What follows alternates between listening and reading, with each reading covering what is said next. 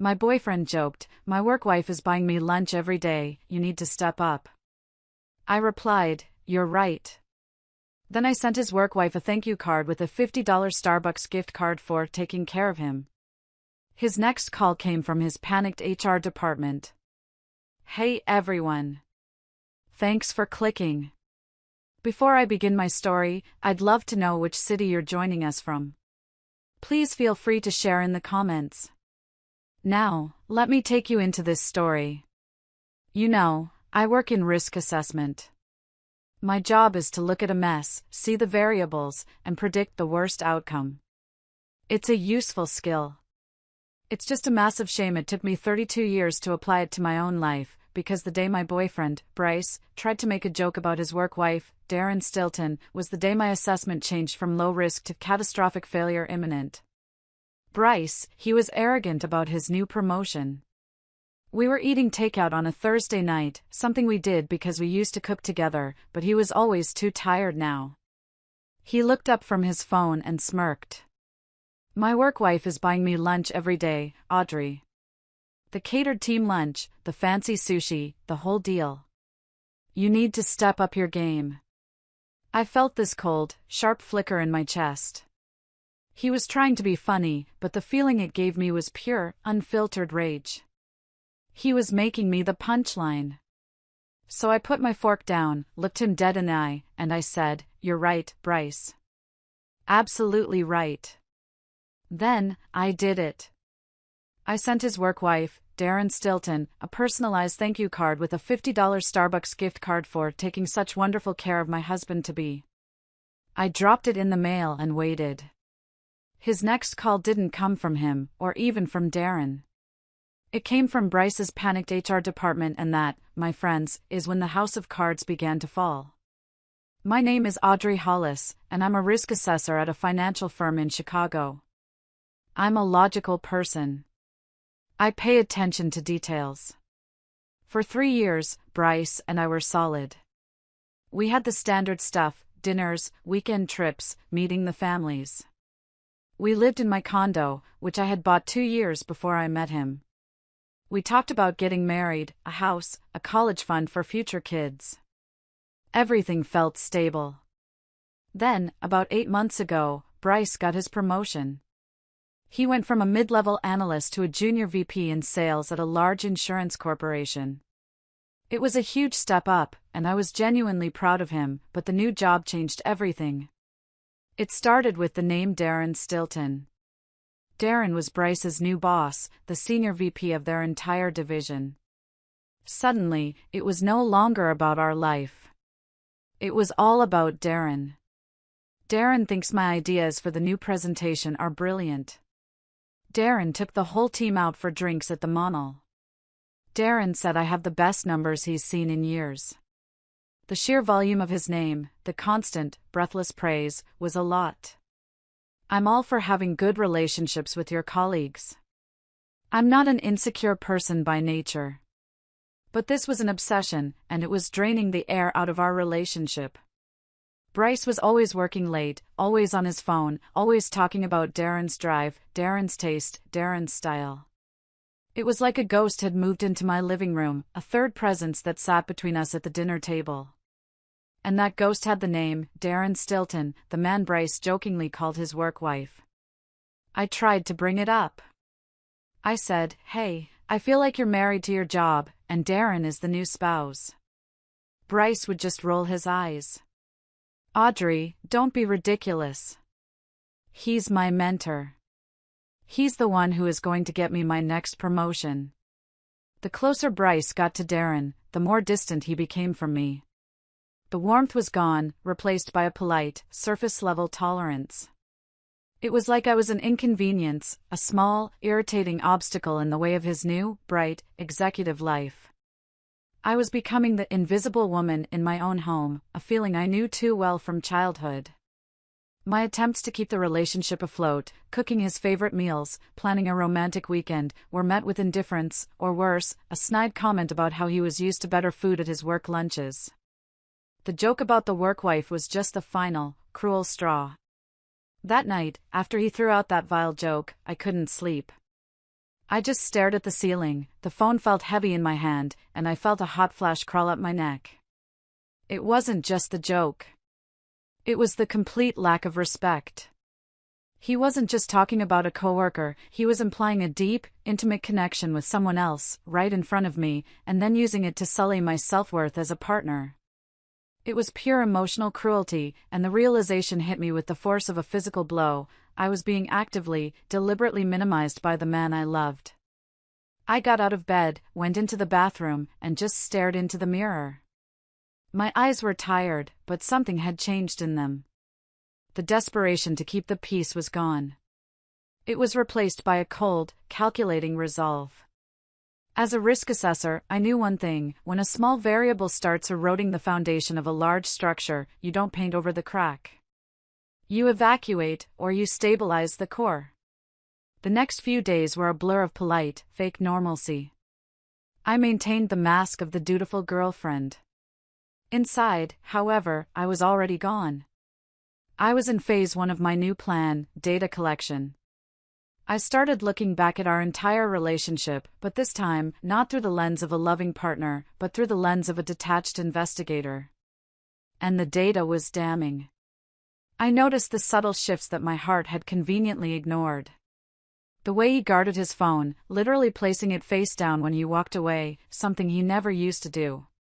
The expense report he left open on his laptop one afternoon, showing an entertainment expense that was clearly for a weekend trip to a boutique hotel in St. Louis. He had told me he was at a mandatory regional training. My gut, the one I had trained for years to spot discrepancies, was screaming. I didn't confront him. Confrontation is for amateurs. It gives the target time to clean up the evidence. I needed proof. I needed undeniable, legal leverage.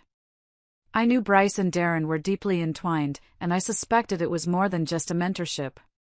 The constant praise, the late nights, the sudden, sharp decrease in our own intimacy, it all pointed to one terrifying and sickening conclusion. Betrayal.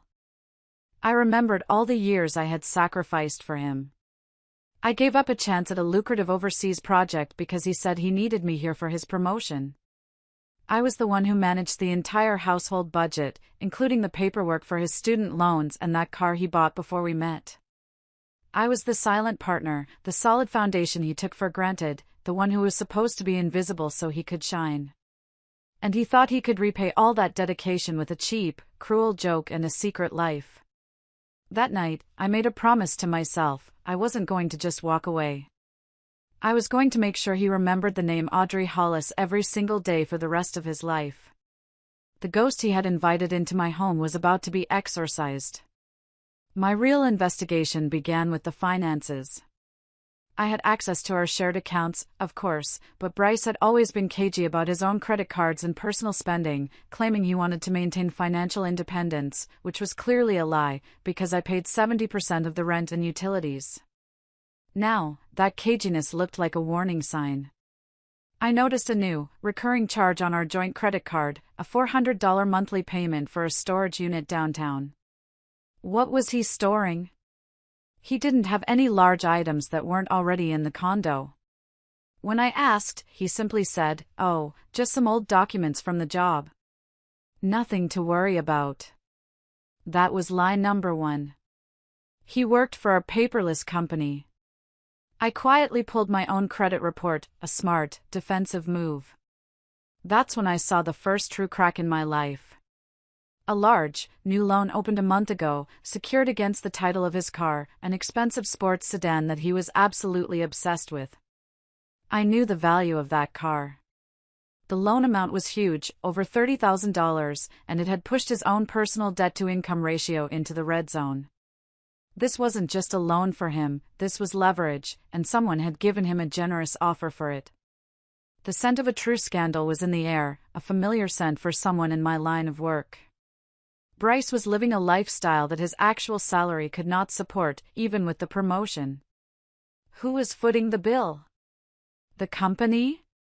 Darren? I decided it was time to call in a professional. I needed a specialist in contracts and, potentially, divorce and corporate malfeasance. I called my oldest friend, Ben. Ben is a corporate contract lawyer, sharp as a tack, and notoriously ruthless when fighting for his clients. He was the only person I trusted enough with the full, embarrassing truth. Ben, I need your advice, I said, skipping the small talk. Bryce has a work wife who I think is more than a work wife. I need to know how to legally protect my inheritance and my condo from him, and I need to know how to confirm the affair without tipping my hand. Ben listened, a low whistle escaping him when I mentioned the mysterious storage unit and the car loan. Audrey, I need you to download every single shared document you have, joint bank statements, tax returns, utility bills, and send them to me. Immediately. The car loan is sketchy, but the storage unit? That's your gold mine. Nobody pays $400 a month to store old job papers. Following Ben's advice, I escalated my investigation. I found the receipt for a ridiculously ornate, expensive desk that he had bought for his home office. He had bragged that it was an executive-level desk, fit for a VP, but the credit card statement showed it was charged to his corporate Amex, with a note, office furniture for home use. That was a clear violation of his company's expense policy. But the biggest flag was a new, sleek black leather bag he'd been carrying to work. I casually checked the tag inside. It had been monogrammed, DS. The bag was for Darren Stilton. Bryce had spent nearly $1,500 on a luxury bag for his boss, and then he'd claimed it on his corporate card as a client gift. The pieces weren't just fitting together, they were clicking into place with a sickening finality. Bryce wasn't just having an affair with Darren, he was committing corporate fraud to buy him expensive gifts, and he was compromising our financial future to fund his double life. The rage simmered, but the logic prevailed. I had all the proof I needed to confirm the betrayal, but now I had the leverage to deliver the strategic, cold-blooded blow he deserved. Confirming the affair wasn't hard after I found the monogrammed bag. A few minutes on Instagram, cross-referencing Darren's tagged posts with Bryce's location history from our shared app, which I had thankfully never disabled, showed a pattern. Dinners, late-night cocktails, and then, the picture that broke the last brittle piece of my heart, a close-up of Bryce's hand on a wine glass, clearly taken inside Darren's luxury condo downtown, the one I had only heard about in Bryce's glowing praise. It was captioned, "Home Office Vibes." The sickening truth was undeniable. I walked into my condo that afternoon, the one I bought, the one I paid the mortgage on, and I saw Bryce sitting at that obscenely large, executive-level desk he'd illegally expensed. He was laughing into his phone, clearly talking to Darren. The sight of his entitled, happy face made me feel an icy calm. The time for tears was over. The time for risk mitigation was now. I drove to the nearest high-end stationery store. I didn't buy a greeting card, I bought a bespoke, heavy cream-colored card with a gold-embossed border, the kind of card an executive sends to a client. Inside, I wrote 2 short, perfect sentences, choosing every word for maximum impact. To Darren Stilton. Thank you so much for taking such wonderful care of Bryce. I'm so grateful he has a work wife like you to look after him during his long hours. Sincerely, Audrey Hollis. P.S. Please enjoy a coffee on me. I tacked a brand new, $50 Starbucks gift card inside. The message was subtle enough to be plausible deniability, but the combination of the phrase work wife, my full name, and the card's corporate formality would raise every red flag in a high-powered executive's mind, particularly if that executive had an affair with a subordinate. The card was not sent to Darren's home. It was sent, priority mail, to the HR department at Bryce and Darren's massive, buttoned-up insurance corporation, addressed specifically to Darren Stilton, Senior VP of Sales. The HR department was the bullseye. I knew exactly what would happen. Darren, a senior VP, would open that card. He would see work wife and my name. His first thought wouldn't be sweet. His first thought would be blackmail. Or worse, harassment. Either way, it would immediately trigger the company's internal investigation protocols, especially given the strict anti-fraternization and ethics compliance rules common in large financial institutions. I got home, and Bryce was still there. He looked up, annoyed. "Where were you?" I needed a ride to the dry cleaner. I was running an errand, I said, my voice completely flat. Something for you. Oh, nice. What did you get me? He asked, expecting some cheap gift to make up for my nagging. Not for you, Bryce, I replied, grabbing a glass of water. It was for Darren. A thank you card. I'm just so grateful for all the time he spends mentoring you. It's a huge commitment. The change in his face was instant. The cocky, relaxed expression evaporated, replaced by a look of panicked, unadulterated shock. He stammered, You didn't. You didn't send him anything, right? What are you talking about? I just smiled a slow, cold smile. The mail is quick, Bryce. You should expect an HR call soon, not for the card, but for everything else. He didn't sleep that night. He was pacing, whispering into his phone. He knew I had crossed a boundary, but he didn't know I had crossed the line straight into his professional life, the thing he valued more than me. I had given him a choice, love or his career. He chose his career, and I was now taking it all back. I slept peacefully, knowing that the trap was set, and my meticulous planning was about to pay off. The wait for the explosion was the most satisfying part of the entire ordeal. The phone call came exactly 36 hours later, right on time. I was at work, sitting at my desk, running a risk assessment on a new client's bond portfolio. I had my ringer off, but I saw the texts coming in, a frantic deluge from Bryce, call me. Now. This isn't a joke. Audrey, pick up. I waited 5 minutes, let the suspense build, and then I calmly excused myself to the break room. I took a deep breath. I was about to hear the sound of his world collapsing, and I needed to be ready for the inevitable manipulation and lies. The voice on the other end was not Bryce. It was a woman, sharp and efficient. Ms. Hollis? This is Zara, with Human Resources at Allied Meridian. We need to speak with you regarding a potentially serious ethics compliance matter involving an unsolicited package received by a senior vice president. I feigned confusion. Oh, hello, Zara. I'm sorry, I'm not sure what you mean. The thank you card? I sent a small thank you card to Mr. Stilton, just expressing gratitude for all his mentoring of Bryce. Is there a problem? Zara sighed, the sound of a weary professional dealing with a massive mess. Ms. Hollis, the content of the card, specifically the phrase workwife and the personal nature of the gift, combined with an active internal fraud investigation into Mr. Vance's corporate expense reporting, has raised significant red flags. We believe Mr. Vance may have compromised company policy and, more concerningly, his relationship with an executive in his division. We need to know the nature of your relationship with Mr. Stilton. This was it. The moment of truth. I wasn't going to lie. I wasn't going to claim knowledge I didn't have. I was simply going to state the facts as I, the betrayed partner, saw them, while adding a few crucial details that only an astute risk assessor would notice. Zara, I have never met Mr. Stilton.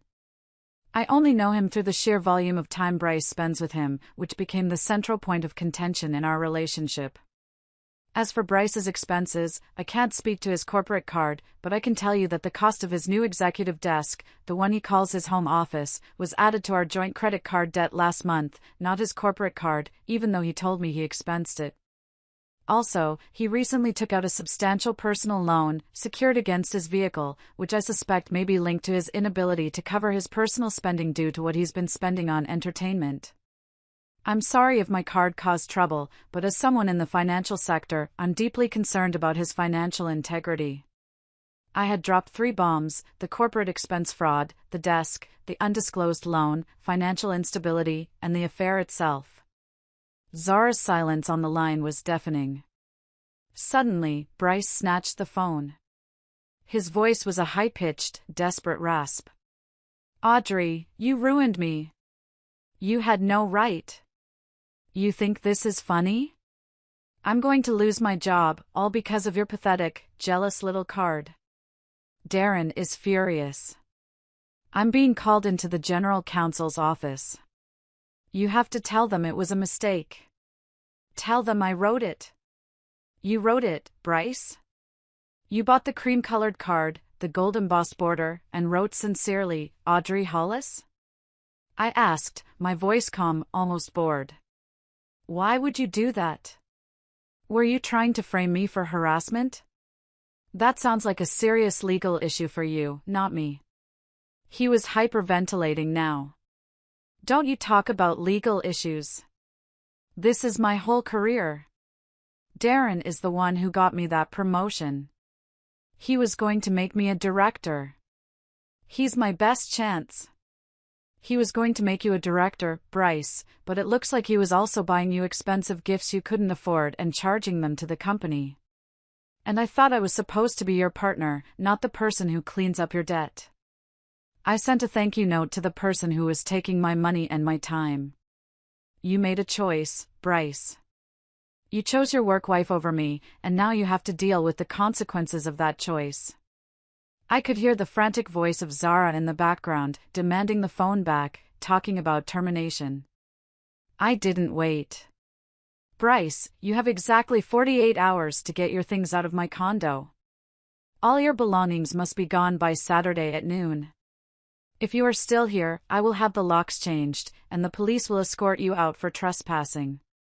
The relationship is over. Good luck with your interview at the general counsel's office. I hung up, walked back to my desk, and immediately emailed Ben. The trap has sprung. Need to file the injunction to secure the property title ASAP. The feeling was not one of sadness or victory, it was one of pure, satisfying release. I had been exploited and betrayed, and now, the exploiter was paying the price.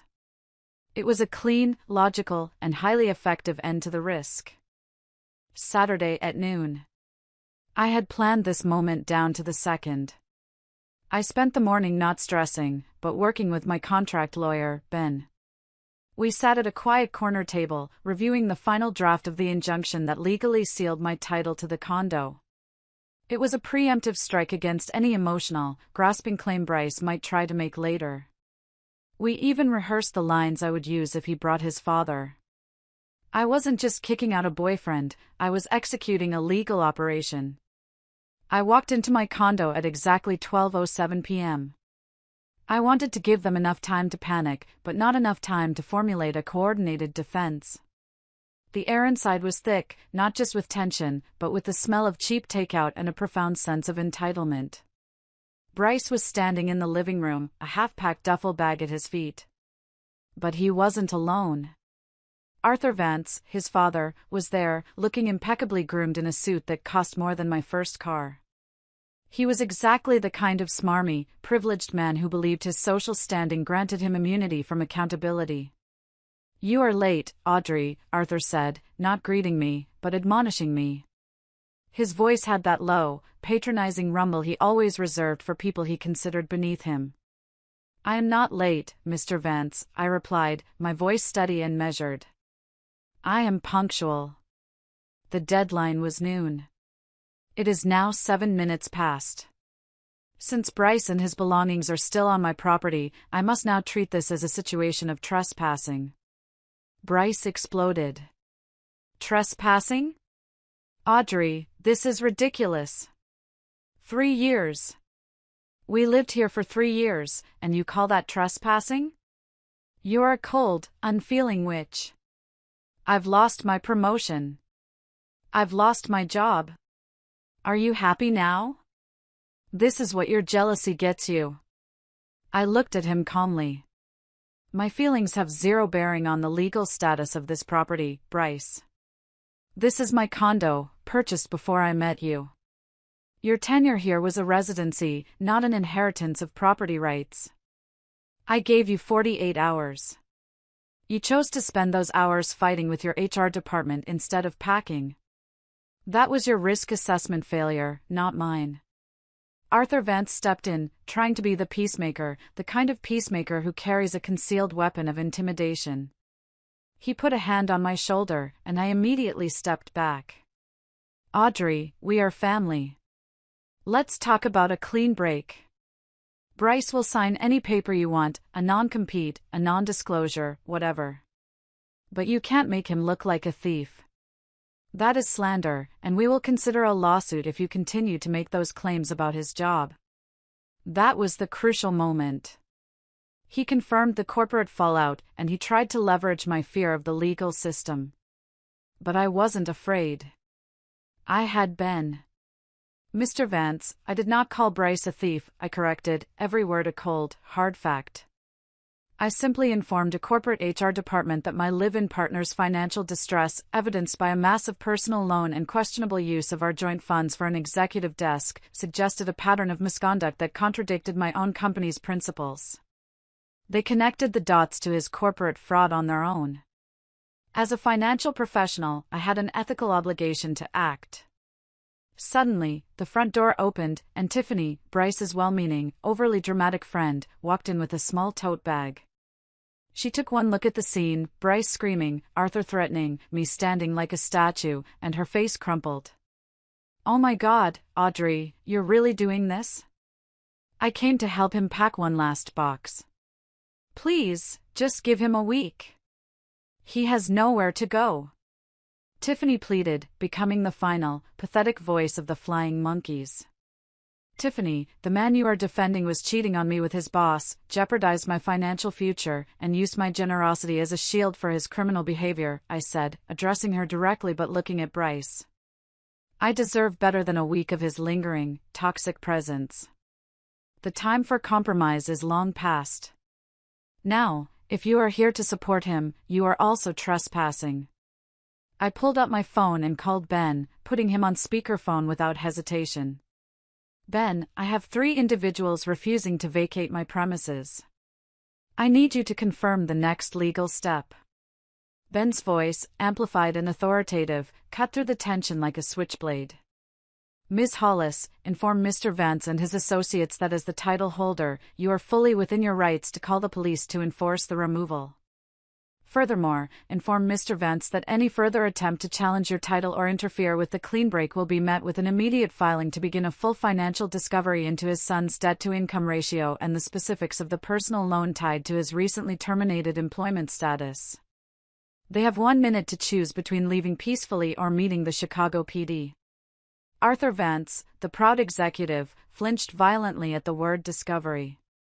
The implication of a full, public legal process was a greater threat to his reputation than his son's personal failure. He grabbed Bryce by the arm, his face a mask of silent fury. "We are leaving, Bryce. Now." "This woman is crazy," he hissed, dragging his son out the door.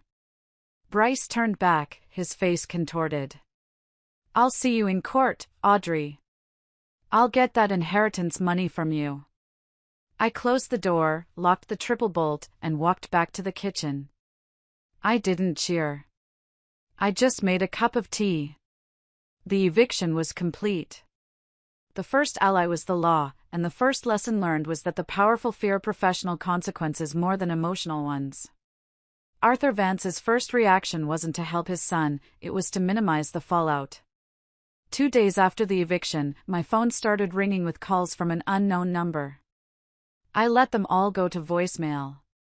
I had implemented my own internal risk mitigation protocol. I would not engage in any communication that was not documented and sent via a traceable medium. The next morning, his email arrived. It was titled, "Confidential Proposal Regarding Bryce Vance's Recent Employment Transition." The formal tone was laughable, considering the desperation beneath it.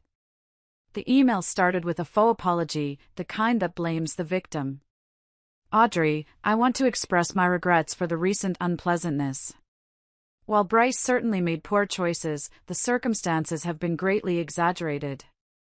My primary concern now is preserving the Vance family name and ensuring Bryce can resume a productive career path without this incident following him." Then came the bribe. Disguised as a professional settlement, he offered me a certified check for $10,000, payable immediately, with the explicit condition that I sign a legally binding non-disclosure agreement, NDA.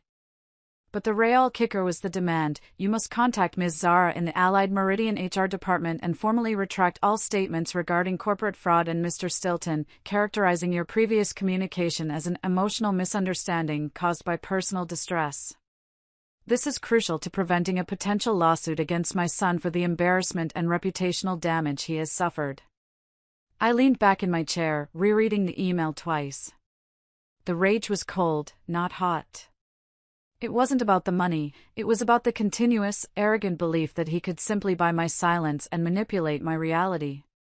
He still saw me as the emotional woman who could be tamed by a few dollars and a fear of a legal challenge. He had completely misjudged my transformation. My internal monologue was sharp and clear. $10,000? That wouldn't even cover the long-term damage to my credit score from the eventual car repossession, let alone the psychological and professional toll. This was not a negotiation, it was a final opportunity to assert my absolute control.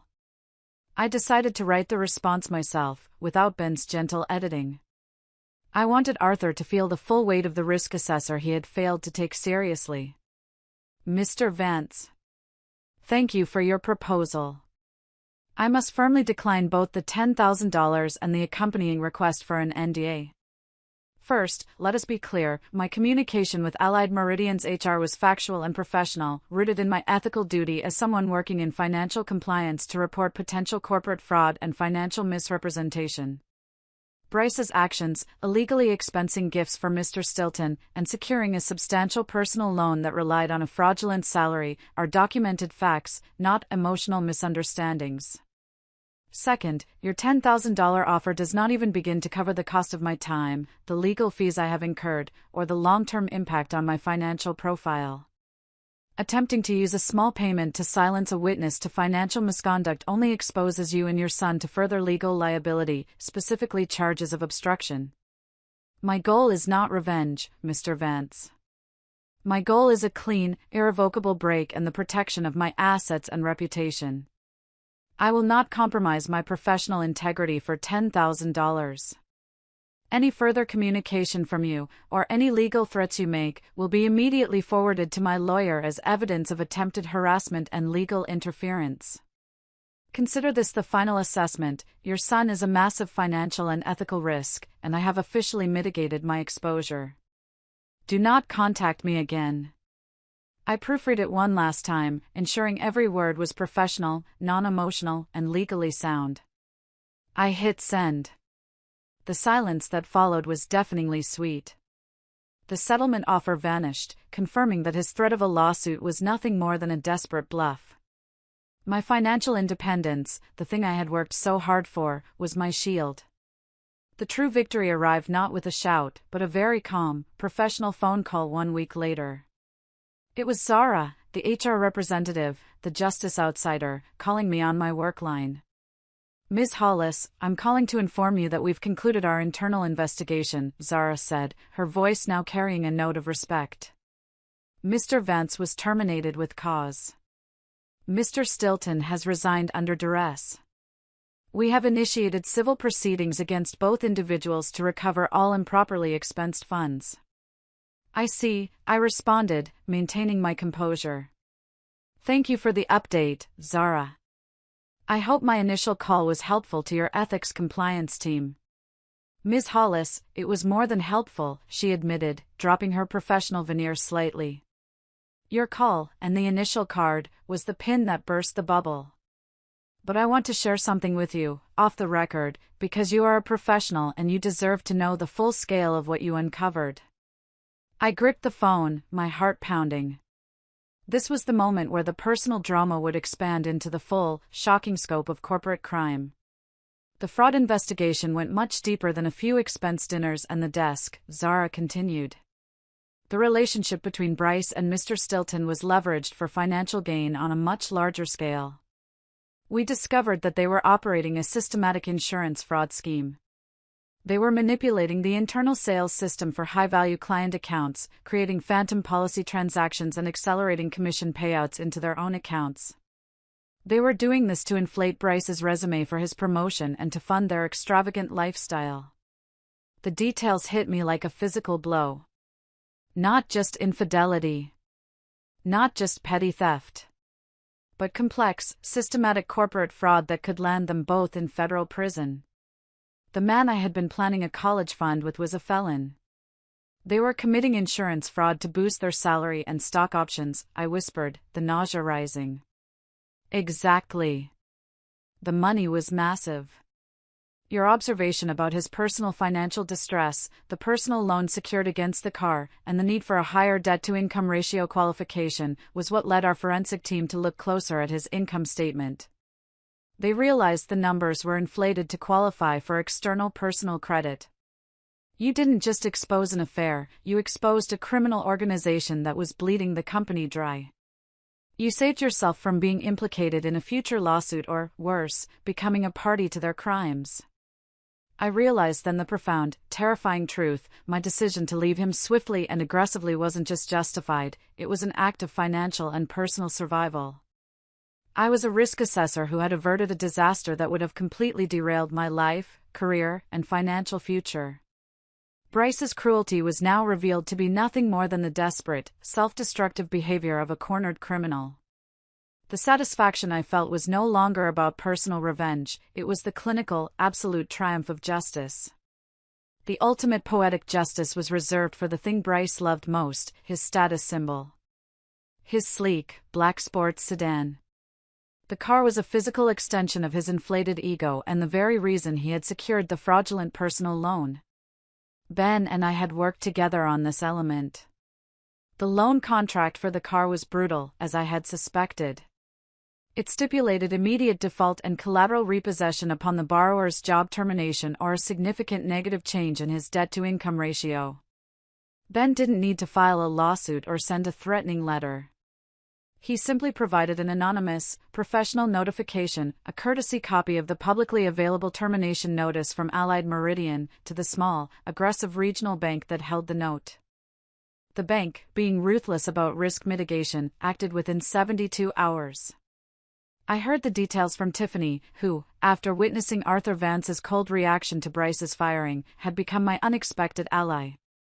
She now saw Bryce for the entitled parasite he was. "Audrey, you wouldn't believe it," Tiffany called, her voice a mix of shock and delight. I was at Arthur's house, and Bryce was outside, washing the car. Can you believe it? He was polishing the hood like nothing was wrong. Arthur came out, and they were arguing about Bryce finding a new job. Arthur was practically yelling about the damage to his own reputation. Then what happened? I asked, gripping the steering wheel of my own, fully paid-off sedan. This huge, old, beat-up flatbed tow truck pulls up. It was so loud. And not discreet at all. Two guys jump out, one of them with a clipboard, and they slap a huge metal clamp onto the front wheel. Bryce went absolutely ballistic. He starts screaming, "Get off my property! That's my car! I'll call my lawyer!" Tiffany painted a perfect picture of the downfall. The tow truck driver simply held up the official notice of repossession, citing the immediate default due to his recent unemployment. Bryce's life, which he had meticulously built on the appearance of success, was being physically stripped away in front of the very person whose approval he always chased, his father. Arthur Vance just stood there, Tiffany concluded, her voice turning cold. He didn't lift a finger. He didn't offer to pay the remaining debt. He just watched the most visible symbol of his son's success get towed away. Bryce was left screaming in the driveway, soaked in his own car-washing water. He looked like a pathetic little boy. His precious car, the thing he told me was worth more than his soul, was gone. I hung up the phone and felt a powerful, cleansing wave of vindication. The loss of his job was a corporate failure. The loss of his car was the ultimate personal humiliation. It was public, visible, and irrecoverable. The debt he incurred to maintain a life of lies had finally come due, and the price was his status. With Bryce's professional life ruined and his favorite status symbol gone, the final reckoning was a methodical cleanup operation. The legal threats from Arthur Vance evaporated entirely. Ben made it clear that any attempt to challenge my title or bring a lawsuit would result in Ben sharing the full evidence of Bryce's insurance fraud with federal authorities. Arthur Vance chose silence and self-preservation. I dedicated a whole weekend to the final task, reclaiming my space and my focus. I physically purged the condo. I sold the ridiculously large, executive-level desk he had illegally expensed. The buyer was a desperate small business owner, and I got $1,800 in cash. I used that money to pay Ben for his final consultation, cover the lock changes, and buy myself a flight to the Pacific Coast for a long, quiet weekend. I also dealt with the inevitable, messy consequence of his financial irresponsibility. Because the defaulted car loan and his general financial chaos were linked to my address, my personal credit score took a temporary hit, about a 90-point drop. It was annoying, a real-world consequence that stung. I treated the 90 points not as a defeat, but as a cost of withdrawal. I immediately took proactive steps. I wrote a formal letter to the credit bureaus explaining the circumstances of the repossession and the lack of my financial connection to the loan. I also opened a new, secure personal loan line for a very small amount, which I paid off immediately, to demonstrate my ongoing financial stability. It was an act of personal compliance and control. A temporary inconvenience, a small price to pay for my permanent freedom. The final, essential step was the clean break. Bryce was now living back at Arthur Vance's house, the final humiliation for a man who claimed to be an independent executive. He tried to contact me one last time through a temporary email address, whining about needing his childhood photos. I replied with a single, unadulterated text message to the burner phone number Tiffany had given me. Your box of childhood photos has been delivered to your father's house. Your eviction, the loss of your job, and the repossession of your car were the consequences of your financial, professional, and personal choices, not my jealousy. Do not contact me again. This is my final word. I hit send, then immediately deleted the message, blocked his number, and permanently deleted his contact. I felt the profound peace of a system that had successfully neutralized a major, catastrophic risk. I didn't set out for epic revenge. I set out to prove I wasn't a fool, and I won by being smarter, more meticulous, and ruthlessly logical. After I had purged the physical reminders of Bryce and his family, the emotional cleanup began. I had been so meticulously focused on the strategic execution of the separation, the legal documents, the HR calls, the full financial risk mitigation, that I had delayed the actual feeling of it all. The moment the lock clicked on my freshly secured condo door, the adrenaline plummeted, leaving me with a hollow, aching silence. I wasn't just grieving a relationship, I was mourning the years I spent willingly accepting the role of the invisible woman they had cast me in. The betrayal wasn't a sudden event, it was a slow, toxic erosion that I had deliberately ignored because I craved the comfort of a stable partnership. I started remembering the specific, insidious ways Bryce had treated me as a commodity, not a partner. Flashback sequence, I recalled the Christmas 3 years ago. I had just landed a significant promotion and a massive year-end bonus. I was so proud, excitedly showing him the number on my statement, enough to put a serious dent in my own mortgage or establish a robust college fund for future plans. Bryce's reaction was not pride, but calculation. Wow, Audrey. That's a lot, he said, his eyes glittering, not with joy for me, but with financial possibility for himself.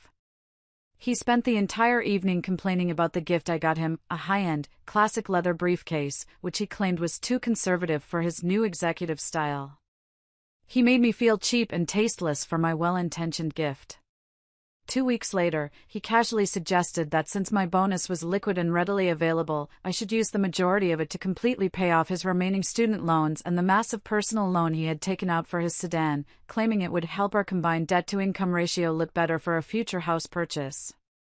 He presented it as a mutual benefit, but it was nothing more than an audacious financial theft, a request for me to sacrifice my own secure future to cover his past reckless spending.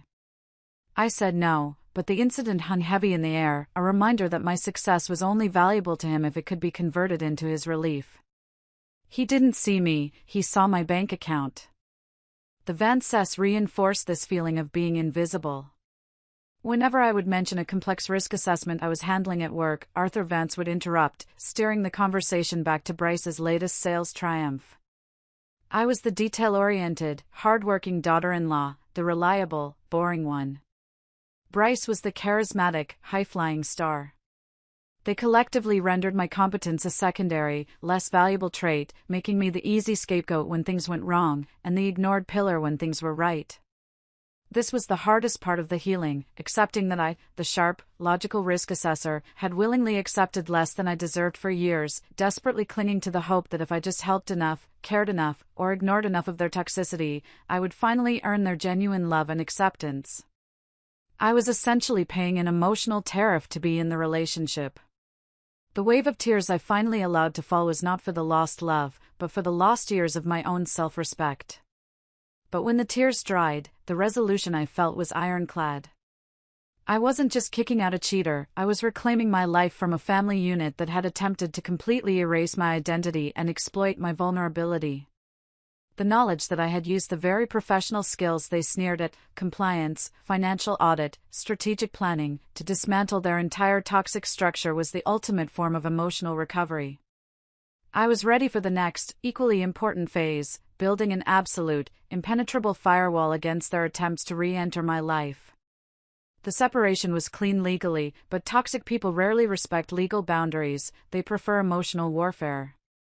As the news of Bryce's spectacular, high-profile termination for corporate fraud and the equally humiliating circumstances surrounding Darren Stilton spread, the Flying Monkeys, the circle of mutual friends who had been fed Bryce's narrative, came calling. They were a predictable, pathetic chorus of outrage, guilt, and emotional blackmail. The narrative Bryce had spun was simple: Audrey's extreme jealousy and psychotic actions with that card caused a massive misunderstanding and ruined my life, costing me my job and my car. She is an unstable woman. The calls and text messages were relentless. One afternoon, a mutual acquaintance, Marissa, Bryce's closest female friend who styled herself as the group's moral arbiter, called. I let her go straight to voicemail, but when she followed up with a long, angry text, I knew I had to respond, but only once, with factual, cold logic. Audrey, I just need to say that what you did was cruel, her text read. Bryce is devastated. He's lost everything. His job, his livelihood, and all because of a petty card you sent. Can't you see how cruel that is? You're a risk assessor, you should have assessed the risk to him. A simple conversation would have been enough. Why the theatrics? You owe him and his family an apology for the damage you've caused. I stared at the text. Damage I caused. The emotional manipulation was exhausting. I composed my reply, keeping it strictly professional, devoid of any emotional defense. Marissa. I appreciate your concern, but you are operating on incomplete information. Bryce Vance lost his job because he was terminated with cause for systematic corporate fraud and insurance fraud, which are felonious activities. He lost his car because he secured a highly leveraged personal loan under false pretenses based on a fraudulent salary that he no longer possesses, which triggered an immediate repossession clause in his loan contract. My action, sending a thank you card, was merely the catalyst that accelerated the corporate fraud investigation that was already underway. The facts are clear: he didn't lose his livelihood because of my jealousy, he lost it because of his criminality and massive financial misconduct. I do not owe him or his family an apology. I owe myself peace. Since you have chosen to accept a false narrative over documented facts, I am formally setting a boundary. Do not contact me again regarding Bryce or his situation. All future contact or attempts at emotional manipulation will be considered harassment and will be forwarded to my lawyer. I am choosing self-respect over toxic drama. I hit send, blocked her number, and felt an incredible rush of liberation. I then sent a single, short, formal text to about 20 key people in our mutual network, people who needed to know the truth but who I didn't trust to keep it. The separation is final. Bryce Vance was terminated for corporate fraud and insurance fraud, leading to the repossession of his assets. I will not discuss this situation further. I am prioritizing peace. Please respect my boundary. This act of boundary setting was the final, total emotional separation. I had used the language of finance and law, the only language the Vance circle respected, to enforce my human needs. The flying monkeys thrive on chaos and emotional ambiguity. When confronted with cold, hard facts, fraud, lawsuit, termination, they retreat immediately. My life was now protected by a thick, unbreachable wall of facts, and the silence behind that wall was the most beautiful sound I had ever heard. The revenge wasn't mine, it was delivered by the cold, impartial hand of the corporate world that Bryce worshipped. And for a man whose entire identity was based on his status, the consequences were not just financial, they were psychologically devastating. The fallout was immediate and spectacular. In the tight, image-conscious Chicago financial and insurance sector, news of a senior VP, Darren Stilton, and a promising junior VP, Bryce Vance, being terminated simultaneously for massive corporate fraud and an internal conflict of interest was instant career poison. Their names were placed on internal blacklists across every major firm. No one in the industry would touch them. Bryce's arrogance meant he was incapable of admitting defeat.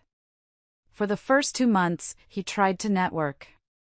He called his old contacts, spinning a fabricated story of being the victim of a jealous, unstable ex and a corporate witch hunt. But his version was easily refuted. A simple HR background check, which is mandatory for any decent salary position, flagged the for-cause termination notice due to ethics compliance violations, the internal fraud investigation, and the public record of the defaulted personal loan and subsequent repossession. Every door he knocked on slammed shut. He was a radioactive risk, a walking lawsuit waiting to happen. His final, most crushing humiliation came when he had to surrender his executive dream and move back to his father's house. But even Arthur Vance, the toxic patriarch, was furious. Not at Bryce's criminality, but at the public embarrassment, the hit to the Vance family name, and the fact that Bryce's incompetence had nearly triggered a full financial discovery that could have exposed Arthur's own questionable business dealings. Arthur cut him off financially. No more fancy suits, no more allowances, and absolutely no money to cover his mounting debt.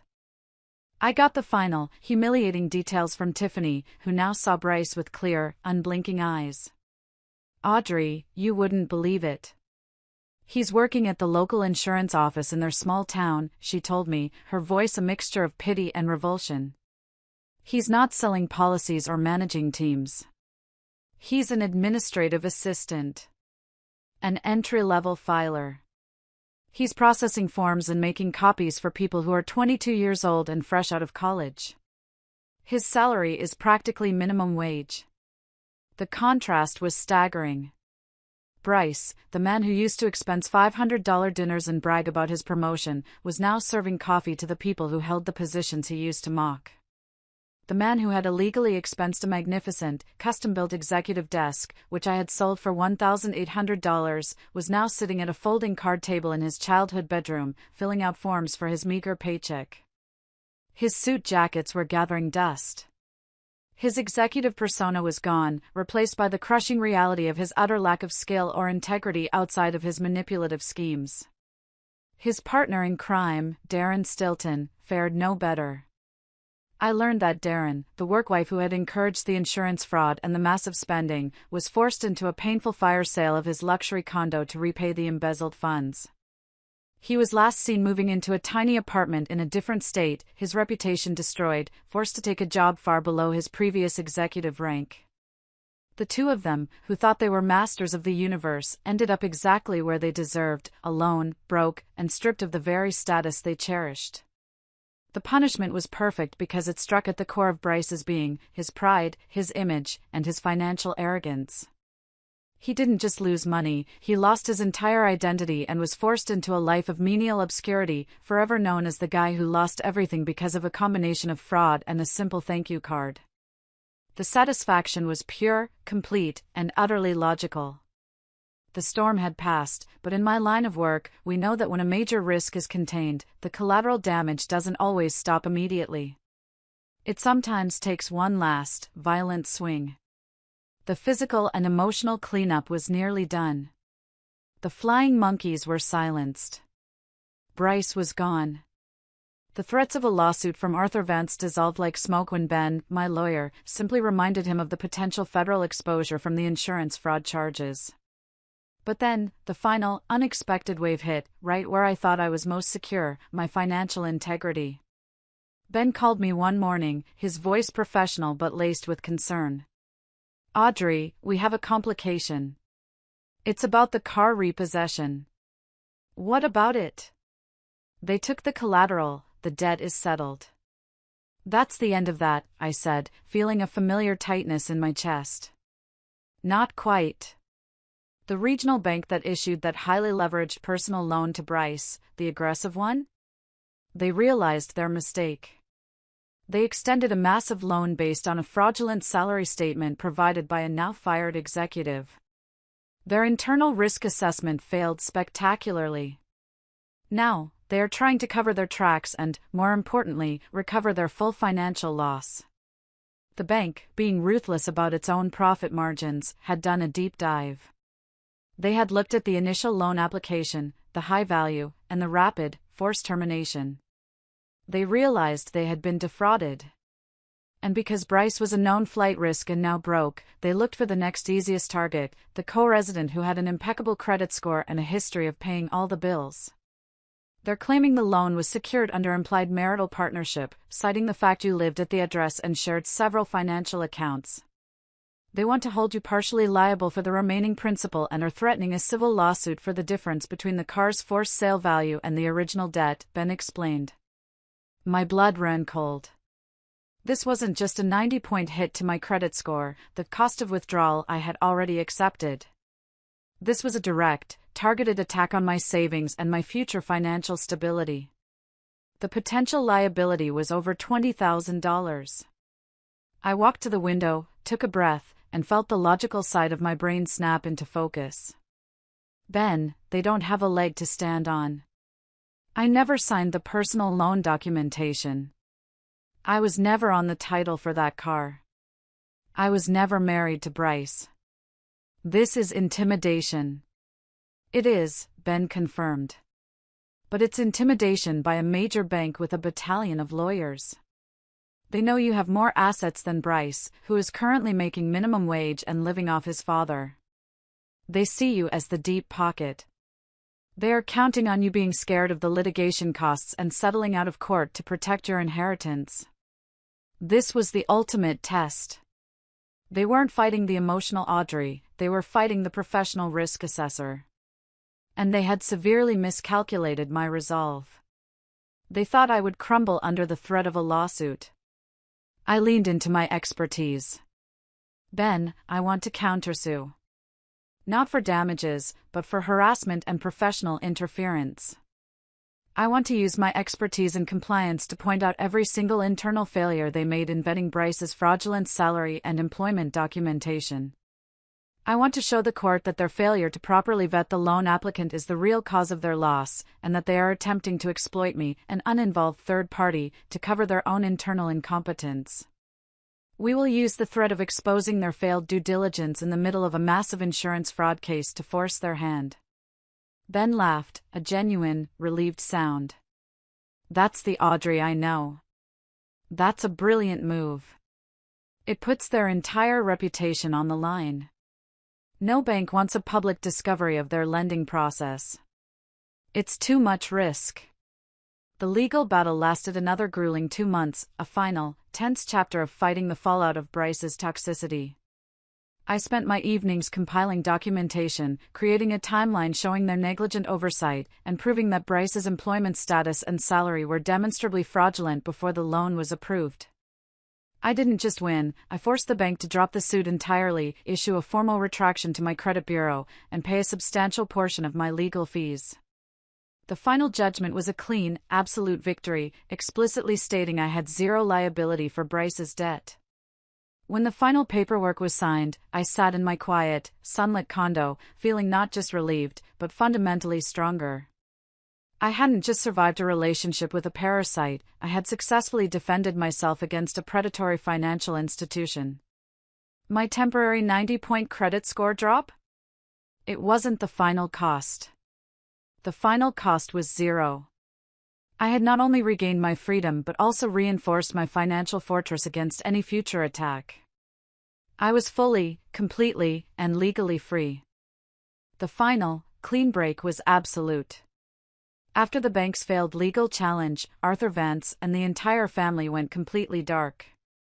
They realized I was not a woman to be trifled with, and that any further contact would only result in more negative exposure for the Vance family name due to Bryce's ongoing legal liabilities from the insurance fraud investigation. I never heard from Bryce directly again. He was too cowardly, too humiliated, and too consumed by his own pathetic downfall. But my ally, Tiffany, provided the final, satisfying curtain call. "Audrey, you won't believe what he did," Tiffany called, her voice hushed. He tried to apply for unemployment benefits in the next state over, using his old executive title. He was rejected because his termination was for cause due to financial misconduct. He had to call his father's secretary to ask her to file his tax returns for the year he committed fraud because he didn't know how to do it himself. He's completely dependent, a grown man who can't even handle his own paperwork. The final, pathetic state of Bryce Vance was the ultimate triumph of competence over arrogance. The man who scoffed at my meticulous nature, who used his charisma to sell fraud, was now reduced to a filing clerk at a small-town, minimum-wage insurance office. He didn't just lose his salary and his promotion, he lost his ability to function as an independent adult. He was the perpetual scapegoat in his own life, but now, he was stuck in his own trap. His final, pathetic fate was eternal menial labor and the constant shadow of his father's disappointment, a punishment far worse than any jail sentence for a narcissist like him. And me? My life opened up into a new horizon that felt like clean, fresh air. I sold the ridiculously large, custom-expensed executive desk for $1,800. I used a portion to pay Ben's final retainer, and the rest? I invested it, building my own small, secure inheritance fund, a fund that will only grow based on my diligence and ethical decisions. I finally allowed myself to date seriously again, and that's when Maya came into my life. She is everything that the toxic world of Bryce and the Vances was not. Maya is a landscape architect. She doesn't talk about promotions or networking or stock options. She talks about soil composition, light requirements, and creating sustainable ecosystems. Our conversations are about stability, growth, and long-term planning, the real kind, not the fraudulent kind. I remember our second date. I was tentative, still carrying the residual anxiety of Bryce's betrayal.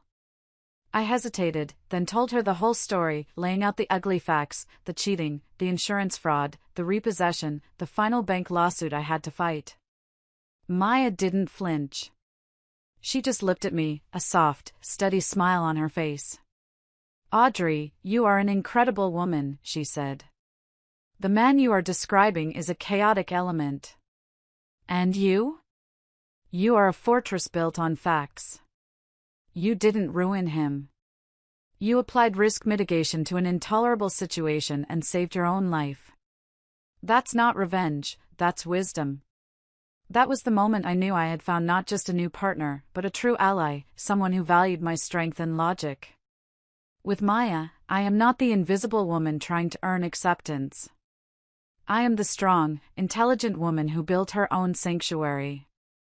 We are planning a trip soon, not to a flashy executive resort, but to a quiet national park where she can study the native flora and I can enjoy the profound, sweet piece of a life lived honestly. I didn't set out to win some epic, dramatic act of vengeance.